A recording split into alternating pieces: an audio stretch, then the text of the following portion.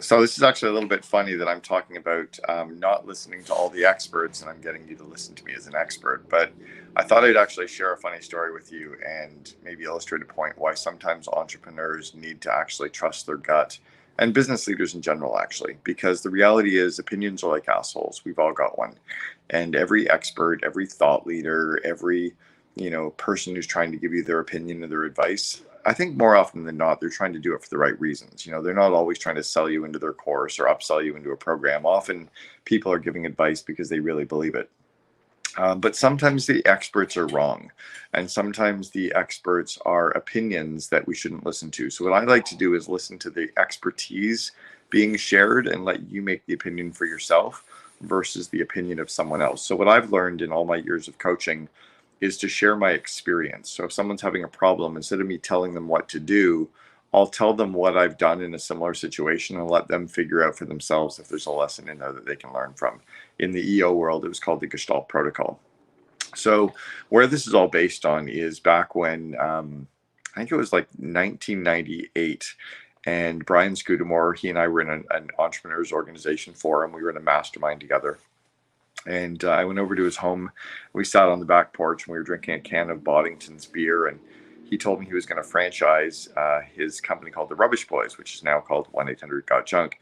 And I said, don't do it. You'll never, ever be able to franchise junk removal. Well, I mean, clearly I was wrong. Not only did Brian franchise it, but it's now, become a $450 million company. And I actually even clearly everyone knows that I was involved and helped him do that for 7 years as well. But he did it on his own, and he recruited the people and brought the team in and held strong to the vision and trusted his gut. And if you listen to my opinion of it could never be done, he never would have gone after it. He also told me he was going to buy a house painting business. And I said, don't do it. You're crazy. You can never franchise that when CertaPro and College Pro are already doing it. And clearly he's doing a good job with Wow One Day Painting as well. So I think you need to listen to the experiences that others have and then draw on those experiences to decide for yourself what to do. But don't listen to the opinions. And if you're asking people for advice, don't ask them for their opinion.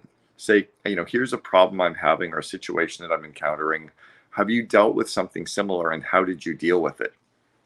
But don't ask them to tell you what to do, because again, opinions are like assholes. We've all got one. And I think the advice should come more from experience being shared than from the opinion. So, the experiences I could have shared with Brian were experiences of franchising the College Pro Painters business and franchising the auto body business with Boyd Auto Body, which became Gerber Auto Collision in the US.